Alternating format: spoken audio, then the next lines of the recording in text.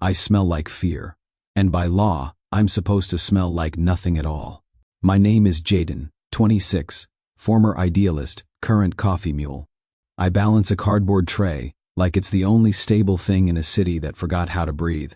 The Parliament building glares down at the square, glass, steel, a polished jaw, and the crowd seethes like a low-grade fever. Slogans float in the air as holograms. Dignity for omegas, rights aren't perfume, smell us when IT's convenient, and the chants come back in waves that feel like standing ankle-deep in the tide. Hot day, thin wind. The iron taste you get right before a nosebleed. I used to stand inside that tide. Now I stand just outside it, watching, balancing a tray of lattes for people who have better places to be than me. The tray shakes when the speakers crackle. Somewhere, a drumline starts. Somebody knocks into my shoulder with an apology that smells like menthol and overconfidence. I step aside, managing not to baptize the pavement with almond milk. There's a strange thing about being sterilized. You learn to read everything, except what you're not allowed to emit. Touch, breath, the microscopic flinches in a face when you get too close. I'm not supposed to smell like anything. They made sure of that.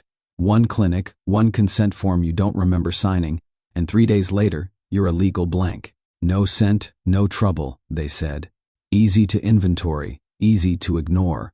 I angle toward the edge of the square, aiming for an office building whose receptionist tips well when the sound hits. The wrong kind of crack. Not feedback. Not a drum. A bright white clapping noise that splits the air. And all at once the crowd moves the way flocks do when a hawk dives. The tray tilts. Cups in the air. I catch two, lose two. Foam kisses my forearm and scalds a thin line. Someone screams. Not the fun kind. Then the blast. Not cinematic, not slow motion, just a blunt fist to the ribs of the day. The holograms glitch, slogans stuttering, din, din, dignity. The Parliament steps, vomit, dust. I'm on my knees with my hands over my head, like my bones are made of instructions. I look up and see him, the kid. Small body, too white shirt, dark hair like ink spilled under a ruler. He's wedged under a toppled scaffolding frame. One leg twisted, eyes open and thin with shock. There are a dozen people closer to him than I am. None of them move first. I move first. I don't think. I don't negotiate with gravity. I don't calculate my own odds because I never liked math, and today is not the day to start. I run. My lungs grab the dusty air and beg me to reconsider. I don't. My feet punch through flyers and abandoned signs. Omega doesn't mean obedient, one reads. Imagine that. The frame is heavier than I'm pretending it is. I wedge my shoulder under one bar. My palm slips on grit. I feel the give of cartilage in my wrist. The kid tries to help because he's well bred enough to feel bad about being saved. His mouth trembles like he's holding a question between his teeth. Hey, I say. Which is always the right move when you have no plan. You're going to hate this, but we're going to stand up. Ready? He nods, like he's seen nodding in a movie. I heave. The bar lifts, grudging, not convinced. The kid scrambles, drags his leg free with a noise I pretend not to hear. My shoulder yells at me. The frame slips. We lurch forward together, and I wrap an arm around his waist because none of this is elegant. And heroism is 90% friction burn. That's when I feel it. A prickle on the back of my neck like somebody opened a door from winter to summer. A hot, bright pulse in the hollow below my ear, where a mark used to ring like a struck glass. It's not scent exactly, more like the ghost of one, a red thread tugging at a place where there should be nothing. I stall. The kid stumbles. I throw my body over his because I'm already committed, and the second blast doesn't ask permission. Shrapnel hisses. Something bites my shoulder, and the world tilts back to gray. I don't pass out. I just forget how to blink for a while. When I remember, there's motion, footsteps with intent, shouted code words that sound like hard consonants wearing suits. A wall of bodies, security, but cut sharper, moving in lines that don't leave a seam. And at the center of that moving geometry, two pieces, a man and a gun that is. Not being waved, Because people who know what they're doing don't wave tools. The man is tall in the painful way. Long lines, everything trimmed to function, no polite softness where you'd expect it. Close-cropped hair, mouth set at no thank you. Eyes like the kind of ice that doesn't melt when you put whiskey on it. He doesn't scan me first, he scans the air. He takes one breath like he's measuring the day for alterations. His presence rearranges space the way a load-bearing wall does. The gun dives out of his hand and back into it without his gaze leaving the perimeter. He's not the hawk. He's the sky deciding where hawks are allowed. He looks at me last, which does something mean to my pride. Then he looks again, because I'm closer to his kid than he is and there's blood on my shirt that isn't mine. Hold still, he says. I don't. This isn't a spa. The gun is gone again, holstered by muscle memory. He shifts the frame, grips the kid's shoulder, squeezes once in a way that's both code and comfort. The kid makes a noise that melts some of my braced-up sarcasm. I slide back, check the leg. Me, who never finished the first aid course, because I started telling jokes midway through the choking segment. The kid's knees are scuffed, shoelaces grimy, pupils big. He's trying to be brave. He's succeeding badly. It's okay, I tell him, because adults tell children that, even when it's not. On a scale of 1 to 10, how dramatic do you feel right now? 10 is fainting into the arms of a mysterious stranger. 1 is asking for a refund. His mouth snorts a laugh against his will. Good. Laughing means air is happening. The man, he'd be handsome if he ever let his features rearrange into anything but mission, checks me next, not with hands, with that breath again. And my skin goes tight as a wire because underneath the dust and the heat and the copper of blood, there's that prickle again. The not scent. It shouldn't be there. Legally speaking, chemically enforced, clinically certified, it cannot be there. But something in me presses toward it, like a plant to a thin window. The man's eyes narrow a precise 1/4 inch. Quiet slots into place between us. He steps closer, and I don't step back, because even I have stubbornness I don't know what to do with. He leans in that measured inch, inhales, and something flickers across his face. Not shock, more like recognition that refuses to say its name. You smell, he says, low enough that it's between us and the dust. Like someone the system erased. My laugh comes out wrong, ragged and light. Guess somebody messed up their paperwork. Behind him, the square reassembles itself into sirens and barked orders. Medics pour over the edges of the broken geometry. The parliament steps are suddenly a mouth again, swallowing officials and spitting out statements. A woman in an orange vest tries to push me onto a stretcher. I shake my head. The man's hand twitches in a way that says he wants to authorize the stretcher at gunpoint. He doesn't. Instead, he puts 2 fingers under my jaw. Clean, practiced, a pressure point that asks if I'm still here. My pulse tells him I'm a liar. He looks me dead in the mouth, because looking me in the eyes would be a concession. Then he finally gives me a name that fits him. Marcus, he says, not offering. Stating a fact I should already know. Jayden, I answer, because I refuse to be the only unnamed piece on a very labeled board. Part-time coffee, full-time mistake. His eyebrow doesn't rise. It thinks about it, then declines. He shifts his attention to the child again. Stay with him, he tells me, as if I haven't proven that's what I do. I'm not authorized, I say, because if sarcasm were a sport, I'd be internationally ranked. You are now. He moves away, barking a few syllables that rearrange people. The kid's fingers find mine like I'm the last good anchor on a badly designed ship. Is it over? The boy asks. Sure, I tell him, braver than I feel. The universe just coughed. It does that sometimes. There's a new ring of security around us, thicker, quieter. A man in an expensive panic is pushing through it, hair too neat for a crisis.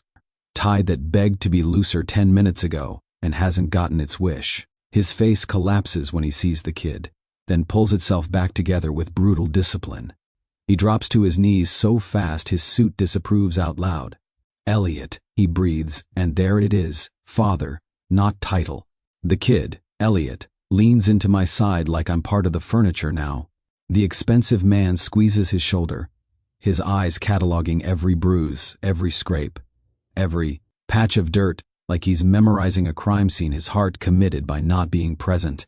Then his gaze lands on my arm around Elliot's middle, and he recalculates the math of me. Who rescued him? Marcus says, reappearing as if the air had a door. He doesn't add, and maybe did something else the law doesn't have a form for. He doesn't need to.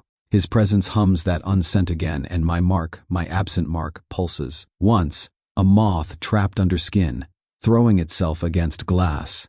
The father, Vincent Hale, the face from headlines and speeches, sliced 1,000 different ways, looks at me like I'm both asset and accident. Thank you, he says, and means it in the visible muscles if not yet in the policy-making ones.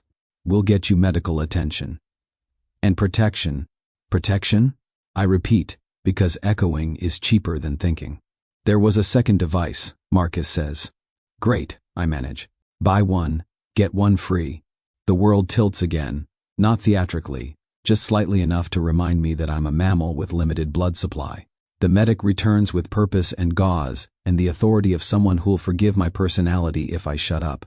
Marcus doesn't touch me, but he might as well. His presence corrals my attention, and my breath obeys.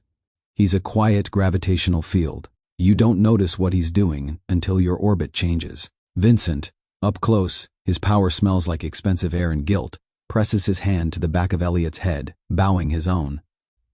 He says something soft that I'm not supposed to hear. I hear it anyway. I'm sorry. I'm here. Elliot nods, like it's a promissory note. Escort them, Vincent says, and there it is again. The switch between father and office flicking clean. Marcus's attention clicks to me as if I'm a problem he's bringing home to fix. You're coming with us. I have a job, I say, pointing at the coffee tray, lying like a casualty. He considers the tray, then me. Not anymore. Is that a threat or a promotion? A fact. A fact is easier to argue with than a threat because facts secretly love being contradicted. I open my mouth to pick a fight that will keep me upright, but then the day tilts all the way. Not dramatic, no back of the hand to the forehead, no falling into anybody's arms with the grace of a tragic prima ballerina, just a soft dimming from the corners inward, a tunnel like the world got bored of having peripheral vision. Somewhere, through the muffled cotton of almost sleep, I hear Vincent's voice cut through the mess with a clarity that belongs on podiums. He saved my son. Give him protection. And right before the dark pulls my hands off the edges of consciousness, a thought, mean and honest, slides through me. Saved again. Why does being saved feel so filthy? When I wake up, the world smells sterile. Antiseptic, metal, and coffee. Like someone tried to scrub reality clean and only half succeeded. The ceiling isn't hospital white, it's concrete, the kind that pretends to be expensive. There's a faint hum behind the walls. Ventilation or security, probably both. My body complains, but nothing feels broken except maybe my trust issues. Those have been fractured for years. I push myself up. The sheets are crisp, the kind that hates skin oil. There's a tray beside the bed with water, bandages, and a note. Stay inside. 2 words, typed, not handwritten. Comforting. The door hisses when I touch the handle. It doesn't open. Figures. A minute later it does, on its own. And the man from the square fills the doorway like a verdict. Marcus. He's in a black shirt now, sleeves rolled to the elbows. No visible weapon, but his whole posture is one. The air shifts when he steps in. I hate that it's the first real smell I've noticed since waking up. Something cold and metallic, like rain against an empty tin cup. I clear my throat. So this is heaven. I thought it'd have better lighting. Drink water, he says. His voice is low, efficient. You lost some. I lose a lot of things, I answer. Wallets, patience, apparently freedom. He doesn't react. He just stands there. The living embodiment of an unreadable text message. I take a long sip anyway. Where am I? Private property, under protection. Of who? Or whom? I always forget which one makes me sound less like a criminal. He doesn't blink. You're under protective custody, until further notice. Protective custody. That's bureaucraties for prison with windows. And the babysitter? I ask. That would be me. Of course it is. The house, or compound really, is minimalism on steroids. Smooth gray floors, sharp furniture, glass walls pretending not to be bulletproof. Out the window, a perfect lawn, and beyond it, a small playground, swing set, slide, sandbox. It looks like freedom if you squint hard enough.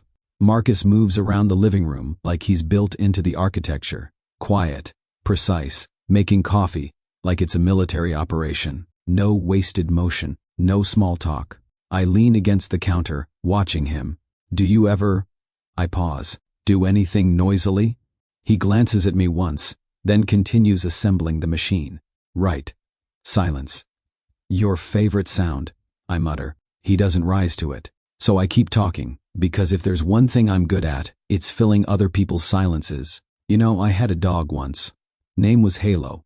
Big, dumb, noble. He used to sit exactly like you do, shoulders straight, staring into the void, probably questioning every life choice that led him to me. Marcus pours coffee into 2 mugs. One slides across the counter toward me without eye contact. Black or with sugar. I blink. Oh. You do talk. When words are necessary. And now? They are. I grin, taking the mug. Progress. Soon you'll be using full sentences. He doesn't bite, just takes a sip, stands there. His shirt stretches when he moves, muscles shifting like quiet machinery. You smile sometimes? I ask. No. That a personal rule or company policy? He sets the mug down. Are you always like this? Breathing? Talking? Yes, it's a curse. For a moment, just one. The corner of his mouth almost lifts. Then it's gone, like a trick of the light. Later, I test the boundaries. Every locked door, every hallway that ends in a camera. The back garden has a sensor line you can't see but feel, like a static shiver when you get too close. Marcus appears behind me before I can fake innocence. Don't cross that. I was admiring the landscaping. He steps closer. It's electrified. Well, that's one way to keep guests inside. I prefer alive guests. I tilt my head. You say that like you've had both. Something flickers behind his eyes. A ghost memory, maybe. Then it's gone. I walk past him, deliberately brushing his arm. The contact is accidental on purpose. The air between us changes temperature.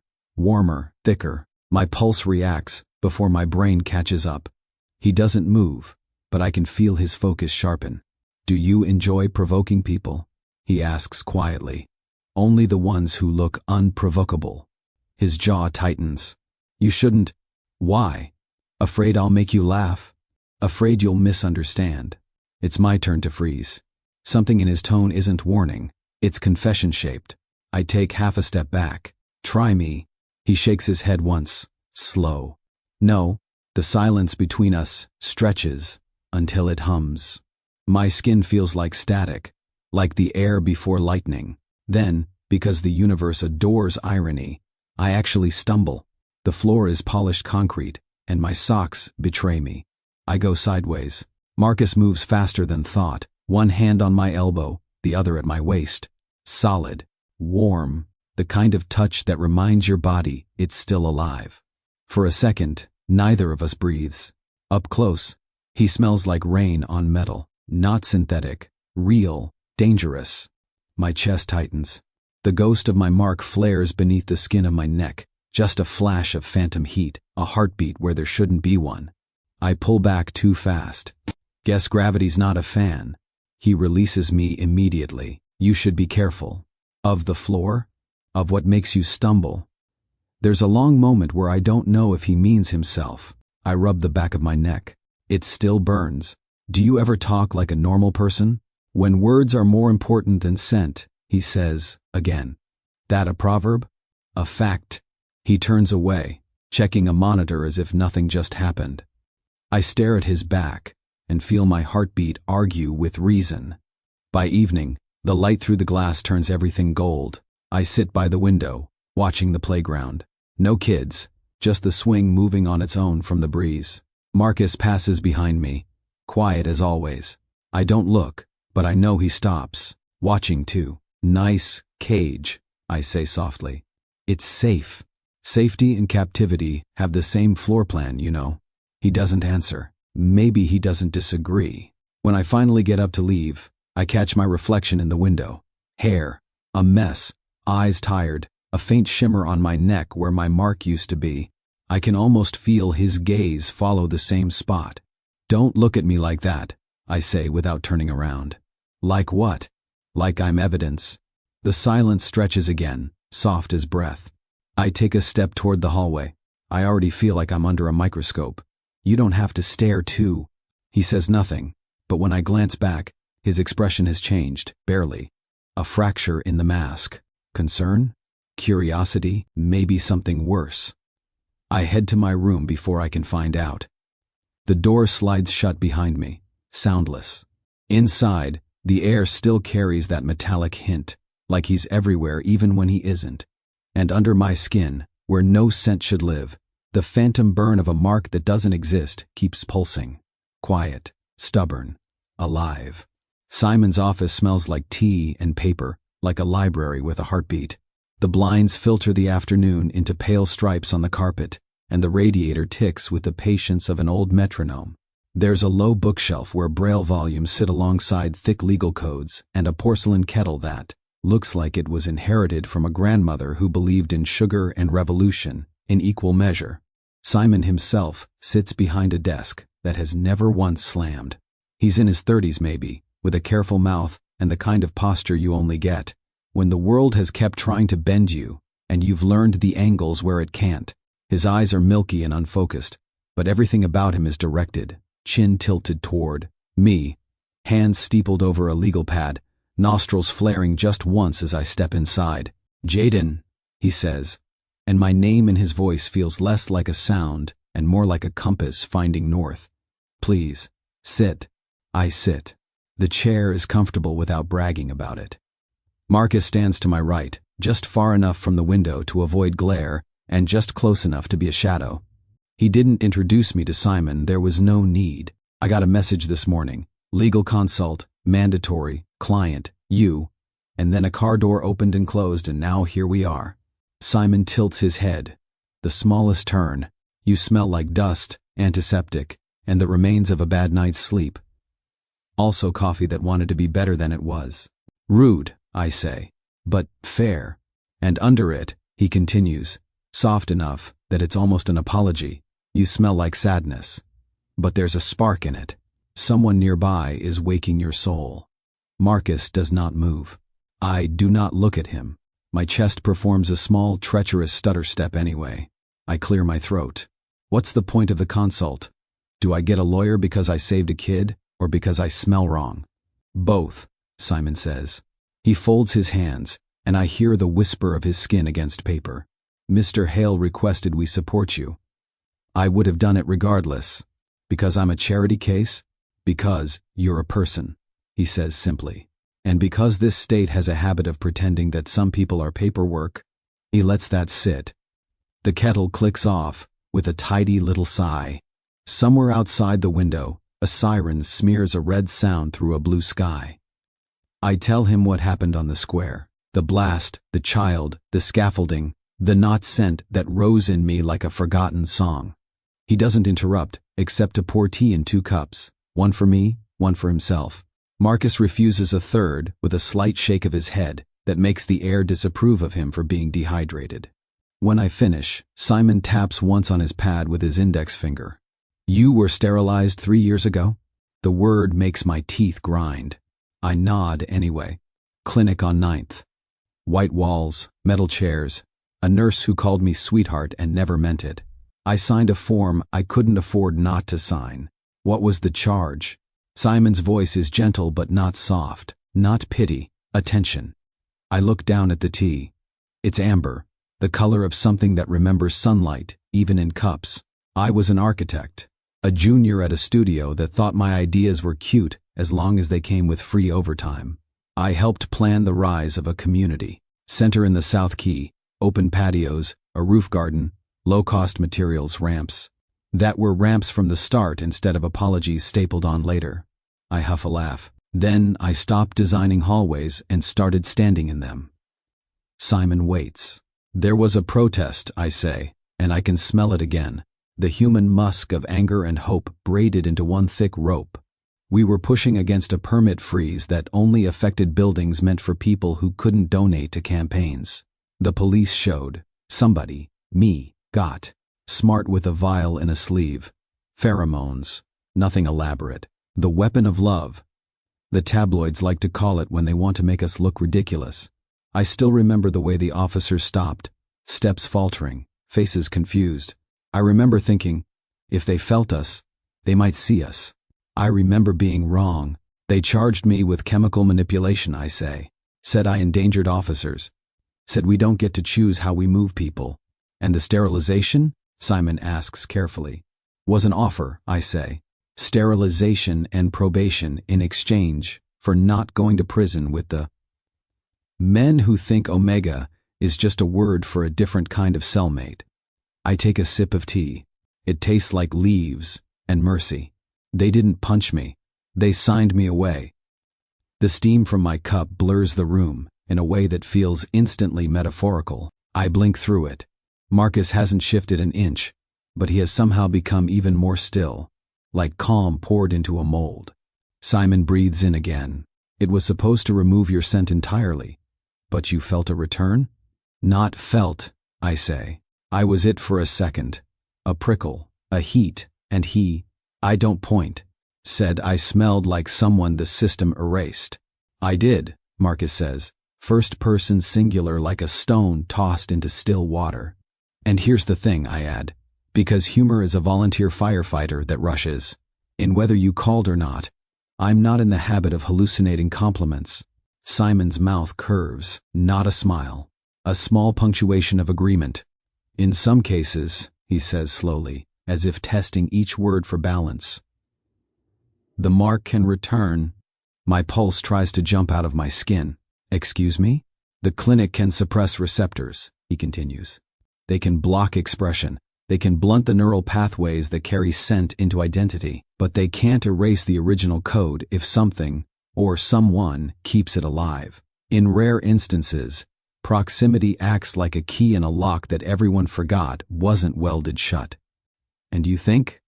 The sentence is a clay pot I don't know how to shape. I think there is someone near you whose chemistry remembers yours, Simon says. His blind gaze lands exactly on my mouth, and your body is remembering them back. The radiator ticks. The tea cools. My throat has ideas about dryness that tea can't fix. Sounds romantic, I manage. It's biology, Simon says. Which is simply an older romance. I almost laugh. It breaks in my chest and comes out as a breath that thinks it's a joke. What do I do with that? Knitted a sweater? First, he says, you stay alive. Second, you accept legal protection. Third, you let me do my job. And your job is to make sure the law remembers you exist. He tilts his head again. There is a center I'm building. For people without the right. We'll get to that. For now, I want you safe. Marcus finally moves. A shift, a recalibration. Agreed. Simon's nose twitches. A smile glances through him. You're very quiet, Mr. Marcus, he says. Just Marcus, Simon echoes, amused. You smell like metal and rain. And a very old decision. I pretend I don't want to ask what that means. When we leave, Simon presses a card into my palm. There's braille on one edge, embossed letters on the other. He holds my hand a beat longer than necessary and says, almost a whisper, you are not paperwork. Something in my sternum, that locked box, clicks and gives a centimeter. I nod, because words would knock me over. The kitchen back at the house is all clean lines and acoustics that make whispers sound like plans. There's a jar of sugar shaped like a snowdrift and a fridge that purrs as if trying to seduce the countertop. I'm leaning against the island, staring at a bowl of fruit that looks like it was arranged by a stylist. With opinions, when a woman breezes in like she owns both chaos and a sensible shoe collection. She's maybe my age, maybe older. Hard to tell because competence is ageless. Her hair is pinned up with 2 pencils, and her t-shirt says Nap Queen in faded letters. She hums, puts a plate of cookies on the island, looks me over like the world's least cruel judge and says, "You're the hero who doesn't like being called one." I'm the guy who got lucky at the right time. That's what heroes say when they're allergic to nouns. She pokes the cookies closer to me. Clara, with a K, so my mother could be complicated. Jayden, with a J, because my parents were conventional until they weren't. We shake. Her grip says I fix things that grow teeth. She is unmistakably beta, steady scent, warm and unthreatening, like cinnamon without the sugar. She gestures at a stool. Sit. Let me feed you before you argue. I can out-argue without blinking, and then we'll both be tired. I sit. She pours coffee that actually tastes like itself and plates a cookie I don't deserve. Where's Elliot? I ask. Napping, she says. He fought sleep like it owed him money. He wanted to write a thank you card to the coffee man. I told him heroes are terrible at receiving mail. I'm not a hero, I say again. Because apparently that's my loop. She rolls her eyes in the way only a woman who's kept tiny humans alive can. You're also not invisible. I look up. I didn't say I was. You didn't have to, Clara says. You move like a person who expects to be furniture. People trip over you and apologize to the table. The coffee hiccups down my throat. I cough. Wow. Was that in your employment contract, or do you just do that for fun? I see things, she says, without smugness.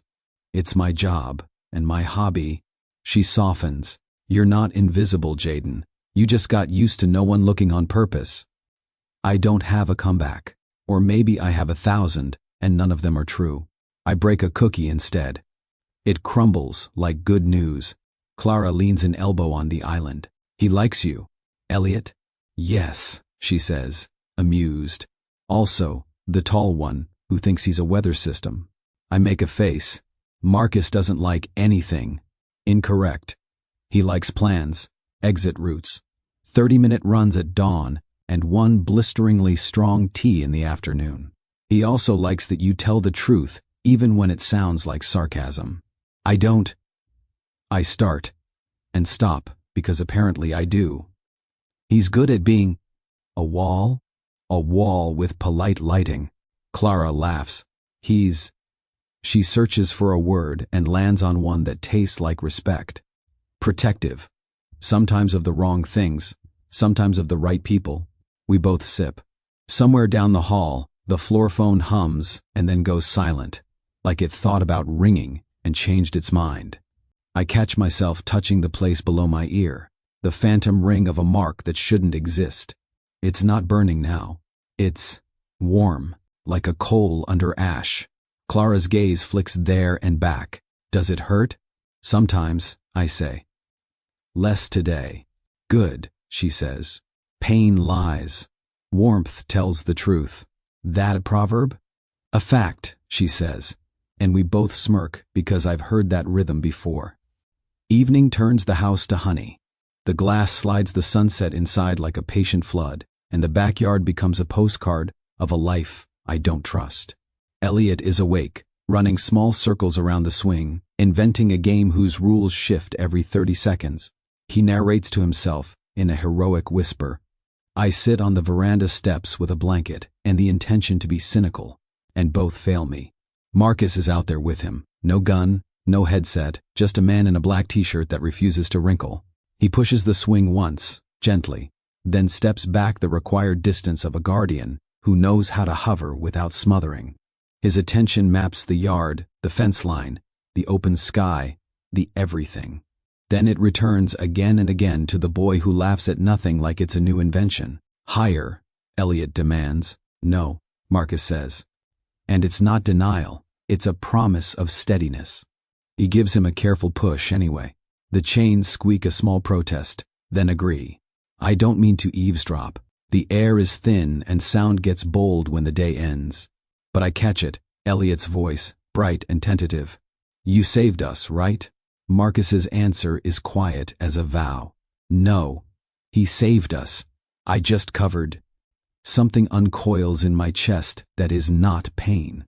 It's a living thing, shy and brave at once, spreading heat under my sternum like a hand pressed there from the inside. I close my eyes, and for a second, I feel the ghost mark thrum to it, answering in the old language my body wasn't supposed to remember. Clara sits beside me without asking. She tucks the blanket tighter around my knees like I'm both guest and kid brother. "You heard that," she says. "Didn't mean to." "I know." She follows my gaze to the yard. Marcus thinks he doesn't deserve credit. He's wrong, but not for the reason he thinks. What reason does he think? "That protecting is all he's good for," she says softly. "It isn't. He just forgot the other verbs he has." "And me?" I ask, because the day has made me reckless with questions.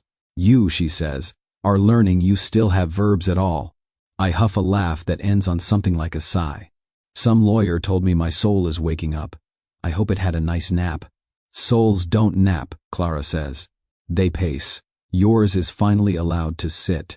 Out on the lawn, Elliot launches himself off the swing with a whoop that makes every muscle in my body vote to run and catch him. He lands in the grass with a thud, rolls, and pops up triumphant. He looks back, like he wants someone to witness the gold of this moment. Marcus raises a hand, half a wave, half a salute. Elliot beams. The sky goes that bruised blue color I've always trusted more than noon. Clara stands, dusts off her jeans. "Come inside when you're ready. I made soup. It's humble and perfect." She starts toward the kitchen, then glances back. "You're not invisible, Jayden. You're just learning where to stand." When I'm alone again, I press 2 fingers to the place below my ear. The skin is warm, not hurting. In the yard, the boy laughs. The man, my weather system, watches the perimeter and doesn't know he's also watching me. For the first time in a long time, the heat in my chest is not a warning. It's a beginning. Rain stitches at the glass, messy and soft, like the night is trying to hem itself closed and keeps missing. The house is dim on purpose. The motion lights are set to breathe, not blink, and somewhere the HVC hums like a patient animal. I wake the way a match wakes. Sudden light in a body that was pretending to be ash. Heat is pooled under my skin, localized and specific. A red coin pressed just below my ear where a ring used to live. I touch it and flinch. It isn't pain the way a wound is pain. It's the ache of remembering a song when you can't find the words, of being thirsty while holding a glass. The room smells different, not antiseptic, not expensive linen, not the polite emptiness of a safe house.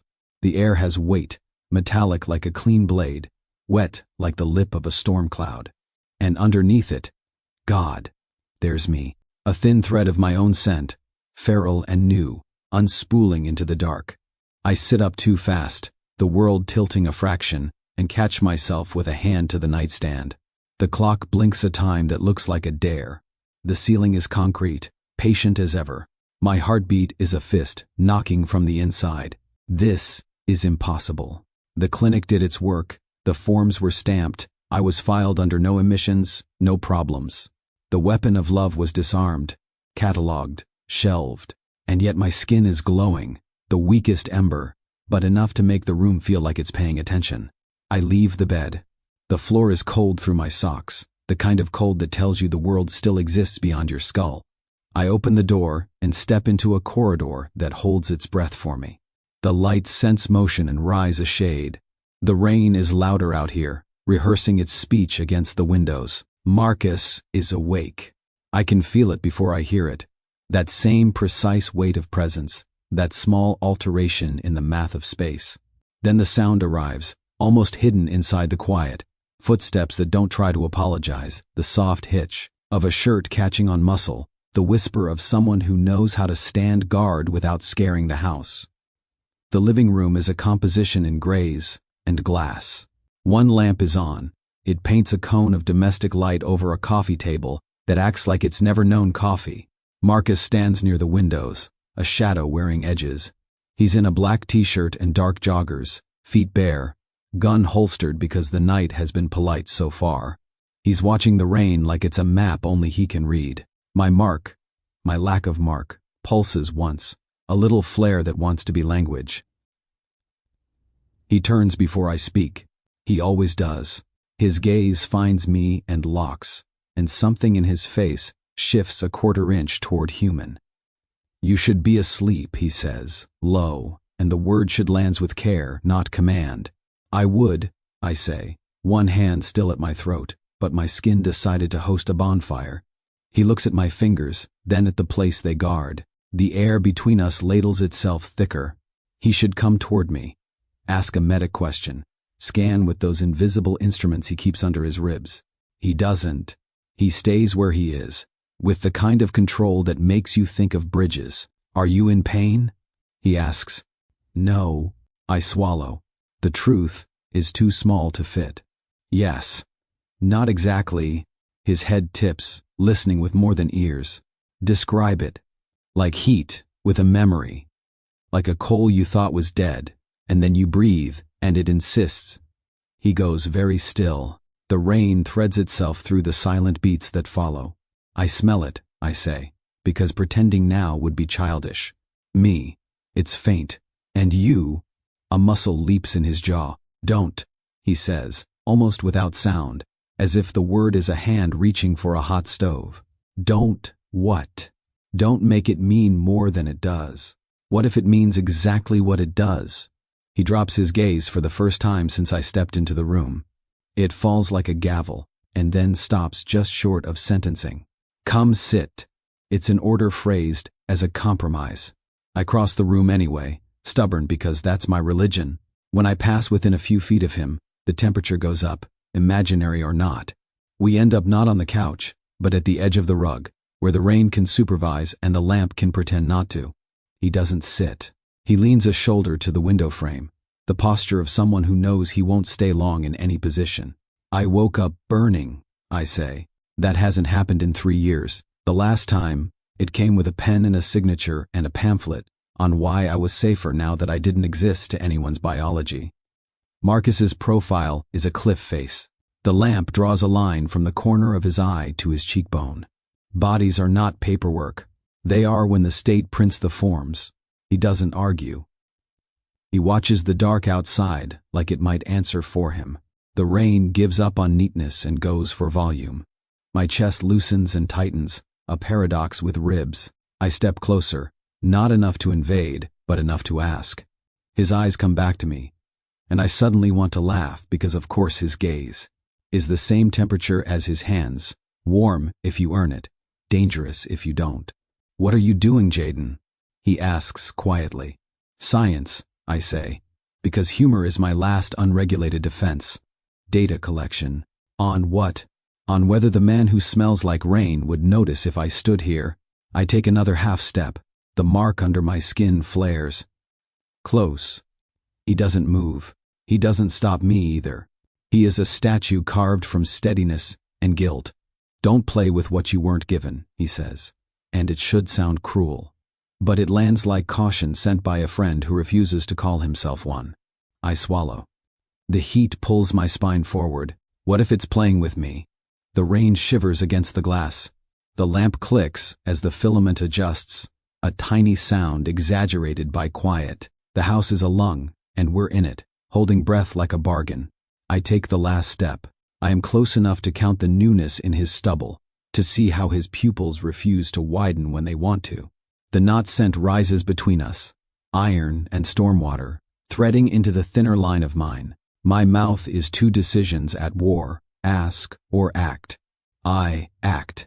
The kiss is short on purpose, defiance distilled. My mouth meets his like a question you answer with a single syllable. His lips are warm and still for a heartbeat that fits 2 entire years of my life into it. Then the world does something to the air, a flash, not of light, but of presence, like someone struck a tuning fork inside us both. The scents bloom, his iron, my heat, mingling in a way I remember. In the part of my brain that knows the smell of first rain on dust.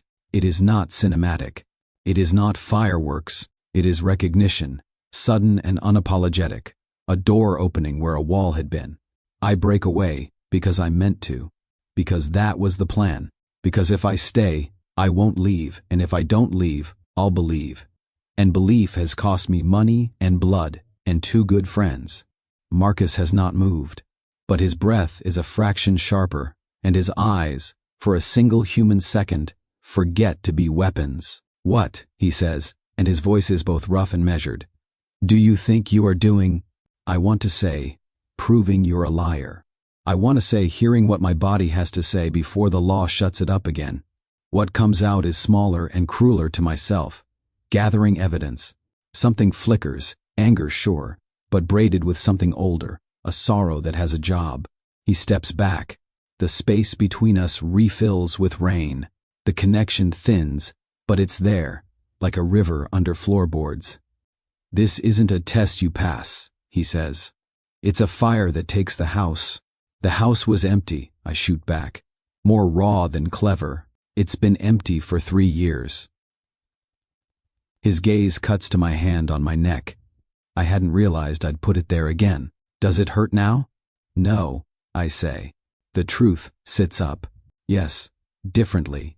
His eyes close for a blink that lasts too long to be an accident. When they open, there's an answer loaded behind them, and he hates it.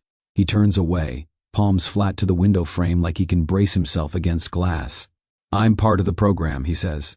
The sentence lands in me like a misfired tranquilizer. Slow to bloom, devastating when it does. What program? His mouth tightens. He's still facing the rain. It makes his voice sound further away than it is. The one that took your mark. I laugh a sound that doesn't have a sense of humor. Of course you are. I wasn't. He stops. Start again, soldier. I was recruited for a unit. We were trained to withstand pheromonal influence. It was control at first. Exposure, deconditioning. Then it was chemistry. Blood work. A cohort built to be blanks when the air wasn't. He draws a breath that feels like it costs him. We were deployed during protests. We were the wall they sent against your song. And you volunteered? My voice is steady, and that scares me more than if it had been loud. I followed orders. The old coward's prayer. He knows it. And then I signed other papers because the men with pens said it would keep people safe. People like who? I ask. Me. He turns then, fast, as if facing me hurts less than not. People like Elliot. Like the civilians in a square where smoke is more than smoke. Like officers whose hands shake and shoot where they didn't mean to. I believe that. He stops. I don't know what I believe. My throat tastes like copper. And me. What about me? His shoulders slope. He looks down at my mouth, then away, as if he can't bear to aim where the bullet would go. I was assigned to an operation 3 years ago. South Key. There was a subject. Young, reckless, scent profile unusual. The order was to contain. There was a reaction. A reaction, I say, tasting the word like bitterness on lettuce. Your body and mine recognized what the papers didn't, he says, stripped of pretense now. They called it an aberration. They adjusted the protocol. He swallows. They sterilized you. They told me it was necessary, that it would stop something worse. My palm is on my throat hard enough to leave crescent moons. The ember under my skin pulses like a lighthouse starving for ships. The room goes a step out of focus. You knew me. I knew your scent, he says, like a confession wrenched out of him. For one moment, I haven't. His voice shreds. He catches it with both hands. I haven't forgotten. I take one step back, so I don't have to fall. The rug is suddenly a shoreline I didn't see. The rain is too loud. The lamp is too warm. The air is a theater, with no cheap seats. I kissed you, I say. Yes, and you. I didn't stop you. You didn't stop them either, I say. And the truth's edge looks good on me for once. He doesn't flinch, which is worse than if he had. No. We stand like people do in the seconds after an accident, counting fingers, refusing to look at the wreck. The ember steadies. My breath finds a staircase and refuses to climb. You should go back to sleep, he says at last, voice empty of anything but endurance. I'll fix the watch schedule. I'm not tired. I am, he says, and the honesty is so naked, I almost step toward it. But he straightens, smoothing the admission away, and the soldier puts his mask back on without touching it. I exhale like I've been underwater. If you're part of the program, then what am I? His eyes are the color of old rain. Alive. Don't do that. I snap. Don't flatten this. Don't call my life a metric. If you were the wall, Marcus, then I'm... The sentence rips. I let it fall. I woke up burning. He looks at my hand again. I drop it. My skin is hot and stubborn and not taking instructions tonight. He takes half a step, stops, and something in the middle of him caves in a private inch. I know, he says. The house breathes. The rain punctuates. Somewhere down the hall, a floorboard tells the truth to itself. I slide down the wall because standing suddenly feels like lying. The rug scratches my calves through cotton. The lamp throws a halo on the floor like it can't help itself. I fold forward, elbows on knees, palm finding my neck again. The heat there is a coal with patience. Marcus doesn't move to lift me. He knows better than to touch a man whose body is a lit fuse. He stands a small distance away, not blocking, not closing in, holding, vigil the way saints do in paintings, useless and necessary at once. My voice comes out like I'm talking to the wood grain. So, you're my executioner. Or my chance. Vincent Hale's office is the kind of room that stands at attention even when no one's in it. Flags flank the windows like stern bookends. The city spreads out beyond them in a grid that pretends to be honest. Shelves carry framed bills, commendations, photographs where everyone is younger by one comfortable lie. The carpet is thick enough to forgive a man for pacing. I don't pace. I sit in a chair designed to make you feel grateful for furniture. Marcus stands behind and to my left. Guard position, shadow angle, every line of him measured, correct. Vincent takes the seat opposite, crosses one leg over the other, and chooses a pen as if selecting a weapon. Jayden, he begins, and my name in his mouth sounds like an executive summary. You deserve the truth. That would be a refreshing menu change, I say. He inclines his head, as if I've just made an excellent point in a meeting. 3 years ago, the government funded a program unofficially referred to as cleansing. In case anyone missed the villain branding, I mutter. He ignores that. His pen lies still, but his fingers make a decision around it. The aim was to develop operatives resistant to pheromonal influence, control in volatile situations, protests, standoffs, crowd dispersal. We recruited candidates with specific profiles. We trained them to stifle scent response, to remain neutral when others were compelled. Controlled alphas, I say, because if I don't name it, it will sit on my chest anyway. Operatives, he corrects, quietly, like the difference is a gift. Marcus was among the most effective. His chemistry suppressed reactions in others, in trials, in the field. I don't look back at Marcus. I don't look away either. I watch Vincent's mouth because mouths betray themselves sooner than eyes. And then, Vincent continues, South Key. A protest escalated.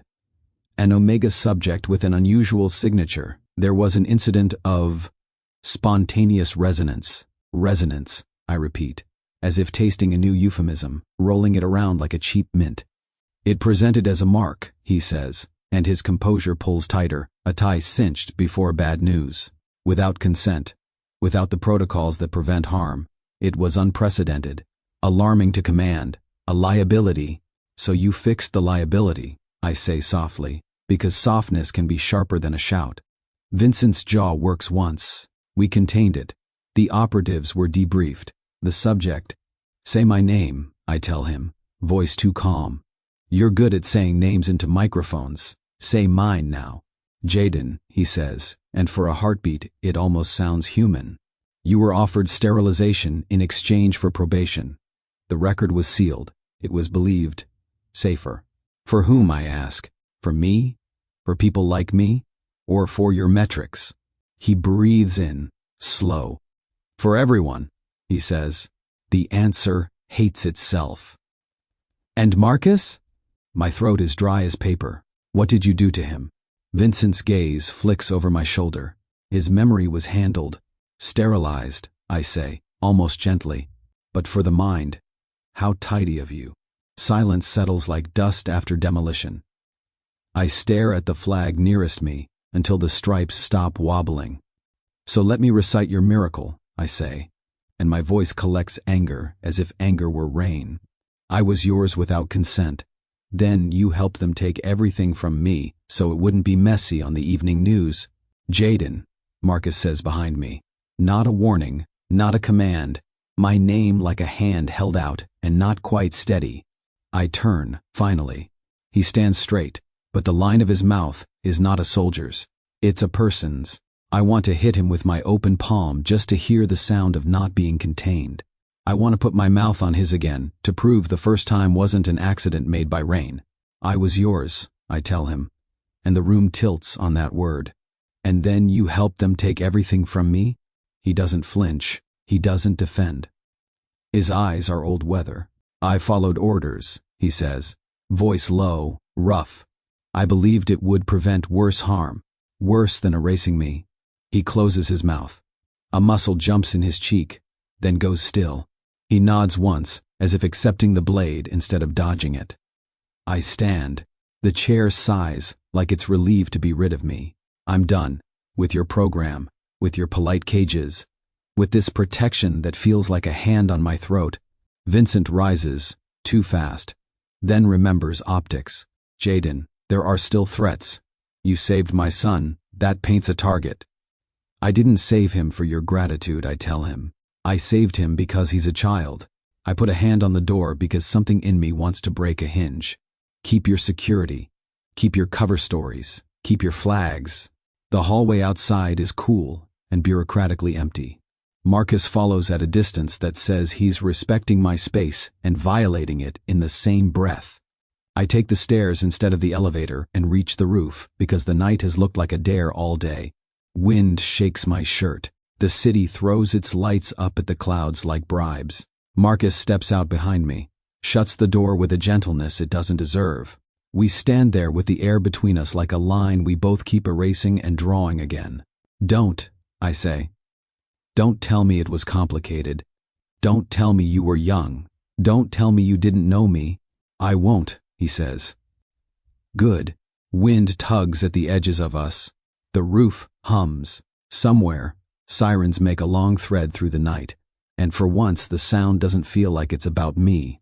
He comes to the parapet, but keeps a space the size of a choice between us. I didn't choose then, he says, staring at a horizon that doesn't owe him answers. But I choose now. That's convenient timing. It's late, he agrees. No defense, only fact. But it is a choice I am making with the rest of my life. You'll stand there and brood instead of fixing anything? He almost smiles, which makes me want to throw a bolt at his head. I will stand next to you, he says. If you want me there. If you don't, I will stand far enough to be useful and not in your way. Useful how? I snap. By keeping you alive. I am tired of being a project that breathes. Then don't be, he says, softer. Be a person. Let me be a person near you. The wind shifts. My phantom mark warms, then stings, then warms again, like it's arguing with itself. I close my eyes long enough to find the shape of my own lungs, then open them. Because the night has never done me favors, and I won't start asking now. Say it, I tell him. He knows what. I did not choose then. I choose you now, to stand beside, to answer to take orders from when mine are wrong, to be more than a wall. You think words fix what they broke? No, he says. And the word lands like a bare foot on cold roof. I think choices do. And standing here is one. I want to believe him. God help me, I already do, in that treacherous place, under the language of my skin. I open my mouth to go for the throat anyway. Self-preservation dressed as wit.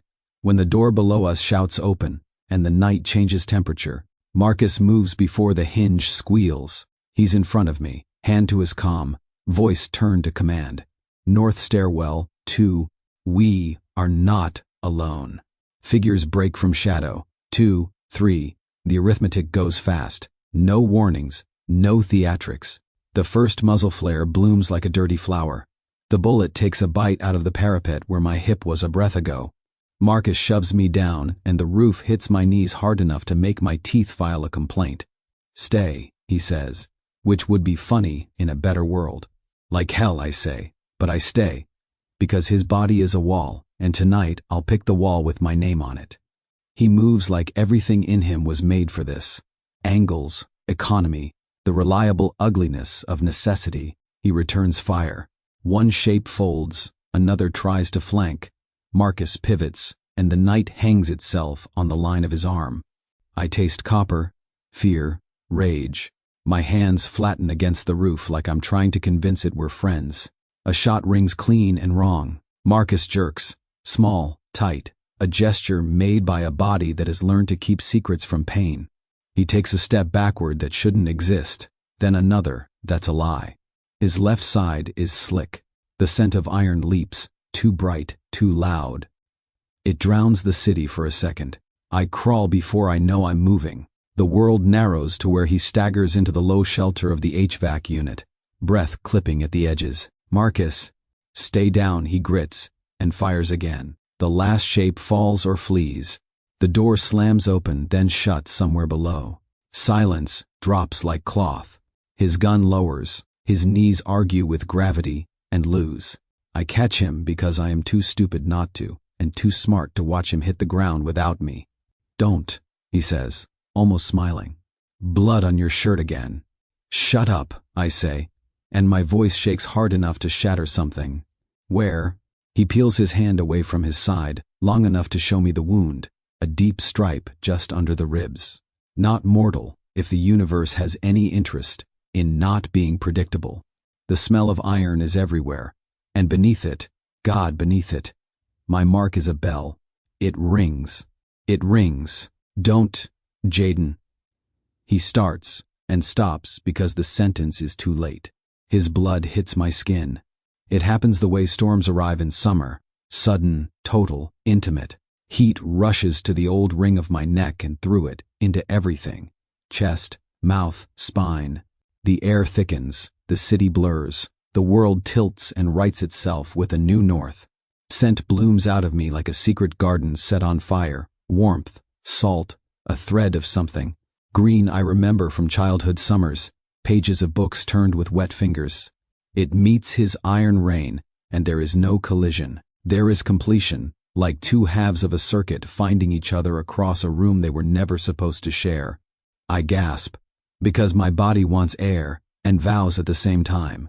Marcus's hand clamps around my wrist, not to push away, to anchor. His pupils bloom wide. He inhales, once, like a man tasting rain after drought. Jayden, he says. And my name is not a rank, not a plea. It's recognition. The mark under my skin flares. No longer a ghostly ember, but a living coal, a ring, written back into me by the simplest ink the world ever invented, blood and breath. The roof steadies. My hands are on him because there is nowhere else to put them. I smell him entirely now. Iron, rain, that quiet tea he drinks at 4 in the afternoon, the leather of a holster, the clean heat of a run at dawn.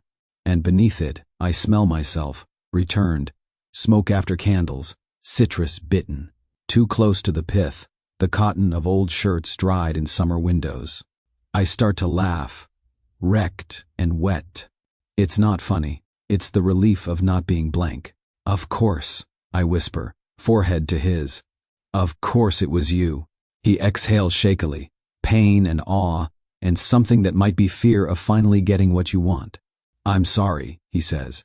Later, I tell him, because I don't forgive, and I'm still choosing. Stay, he does. The sirens below are for us this time. The night breathes, and for the first time in 3 years, I do too. Fully. Achingly, in a language my body was never supposed to speak again. Iron, rain, and mine, returned. The first thing I smell is coffee. Not hospital coffee, real coffee, dark roast, a hint of cardamom that doesn't belong in any medical facility I've ever seen. The second smell is antiseptic. The third is him. I open my eyes. Morning light slants across the room like a patient smile. The walls are a soothing shade of bureaucracy. The machines hum their mechanical lullabies, and Marcus is sitting in a chair beside my bed, head tilted slightly forward, like he lost an argument with exhaustion. His hand rests near mine, not quite touching, His bandaged side rises and falls. He looks both dangerous and harmless, in that way only he can manage. "Hey," I whisper, because the word feels safer than breathing. His eyes open instantly, gray and clear, storm after rain. A corner of his mouth twitches. "You're awake. You're alive?" He inhales, slow and deliberate, as if testing the air. "You smell," he says, voice dry. "So probably, yes." I laugh. It hurts, but in the good way, the way that reminds you pain is just proof of living. "You got shot protecting me. Again. You have a habit of standing where bullets prefer to travel. And you have a habit of catching them. Terrible team dynamic." He leans back slightly, that small movement that somehow carries a smile without making one. "We'll work on it." There's a silence that doesn't feel empty. My mark hums faintly beneath the skin of my neck, a slow pulse echoing his breathing. It's not pain. It's connection. The quiet kind, steady, sure. I press 2 fingers to it before I can stop myself. "It's still there," I say. He nods. "And it's yours this time. No program, no signature, no permission slips. Yours too," I say. "Yes," he admits softly, "but only because we both chose it." That word, chose, lands between us like light hitting water. I could drown in it and call it peace. He shifts, grimacing slightly. "Don't look at me like that," he murmurs. "You're the one who decided to glow red in the middle of a firefight." "I didn't exactly schedule it," I mutter. "Next time, send a memo." I grin, even though my throat aches. "I'll CC your trauma report." He exhales, and it almost becomes a laugh. The air feels less sterile for it. By the time I'm discharged, the world smells alive again. Every scent has texture now. Coffee, ink, rain on pavement. My own is threaded through it. Faint, but real. Returned.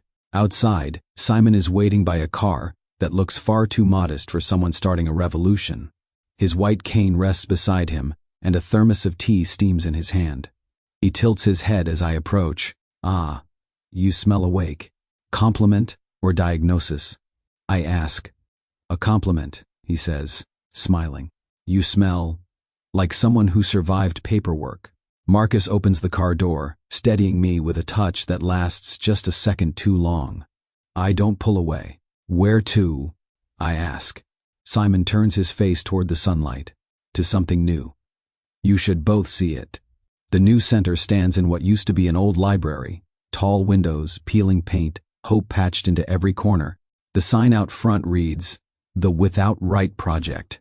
Inside, the air hums with voices and dust. Volunteers move furniture, unpack boxes of pamphlets. On one table, someone is setting out fresh tea in mismatched mugs. Clara is there, of course, organizing chaos with the efficiency of divine intervention. She spots us instantly and waves a spoon like it's a weapon. "Finally," she declares. "I was starting to think love stories run on hospital time." Simon chuckles. "Be kind, Clara." I'm kind. I even brewed extra tea. For him. She narrows her eyes at Marcus. I figured the alpha who bleeds professionally might need something with sugar. Marcus blinks once. "Thank you," he says, tone respectful, but the tiny smile at the edge of his mouth gives him away. Clara grins, triumphant. "You're welcome. And Jayden," she hands me a mug, the steam curling between us. "Try not to destroy this one. I don't have many heroes who return their borrowed cups." I lift it in mock salute. No promises. The center smells like new paint, cinnamon, and the possibility of forgiveness. Simon stands near the entrance, one hand on the sign, his voice calm but carrying. "Welcome," he says to the small gathered crowd. "To everyone who was told they had no right to exist as they are. You do. You always did. This place is for you." Applause ripples through the hall, soft, uneven, real. I glance at Marcus. He's not clapping. He's watching me, and in his eyes, I see it. The quiet relief of someone who finally stopped standing guard and started standing with. Later, when the noise thins and the evening leans in through the windows, I find him outside by the steps. The air tastes like rain about to happen. "Simon's good with words," I say. He's good with truth, Marcus answers. Yeah, I say, looking out at the street. Guess we both needed that. He turns toward me. There's still a faint stiffness in how he moves, the injury a ghost, under the skin, but his face is open in a way it never used to be. So, I say, leaning against the railing. No orders, no missions, no cage. No cage, he repeats. What now? He considers it, glances down at his hands, then at me. We make choices. Daily ones, small ones. Like, he steps closer until I can feel the warmth of him, steady and deliberate. Like staying. I smile, a little helpless. You know, that almost sounds like a confession. It is, he says. And a promise. The streetlight flickers on, pale gold. I can feel my pulse under my skin, sinking to his in that unspoken rhythm we share now. The mark doesn't burn. It hums, quiet and sure, as if it finally believes it belongs. I lost my right to a mark, I say softly. They erased my name, my scent, everything that made me me. But you, I swallow, the air thick with the taste of rain. You stayed. And somehow, that's enough. His hand finds mine, fingers brushing like punctuation. Without the right to a mark, I whisper, but with the right to you. He smiles then, small, tired, certain, the kind of smile that knows storms and chooses to build a house anyway. Then that, he says, is the only rule I'll never break. And for once, the world doesn't argue.